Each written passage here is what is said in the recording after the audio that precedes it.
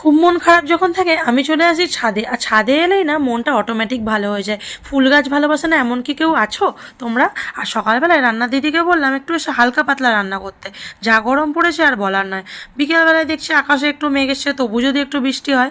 আর সন্ধ্যাবেলায় রেডি হয়ে চলে এসেছি মেয়েকে ক্যারাটে থেকে নিতে, কারণ এখান থেকে যাব কালীবাড়ি পুজো দিতে। মেয়েকে ওর বাবাই নিতে আসে, কিন্তু আজকে আমি এসেছি। মেয়েকে একটু সারপ্রাইজ দিলাম, ওকেও তো মাঝে মাঝে একটু আনন্দ দিতে হবে, তাই না? আর ও একদম ক্যারাটে করে টায়ার্ড হয়ে গেছে, তারপর সোজা চলে এলাম কালীবাড়ি। এটা হলো শিউরি ভবতারিণী মায়ের মন্দির। আমার এখানে আসতে খুব ভালো লাগে, বিশ্বাস করো। আর মায়ের মুখটা দেখলে না মনটা একদম শান্ত হয়ে যায়। আর বাজারে যা ভিড়, ওরে বাপরে, মানুষের কেনাকাটা তো শেষই হচ্ছে না। আর এদিকে দেখি আমার মেয়ে বাড়িতে এসে ক্লেগুলো দিয়ে কী সব বানাচ্ছিল। তারপর খেয়ে নিলাম মেয়ের জন্মদিনে বেঁচে যাওয়া কেক। সন্ধ্যাবেলা একটু টিফিন করে নিলাম এই কেক দিয়েই। তারপর বার করেছিলাম মেয়ের জন্মদিনে বেঁচে যাওয়া ম্যাঙ্গো মিষ্টি আর এই বাটারস্কচ আইসক্রিম। যা গরম পড়েছে, না খেলে হয়।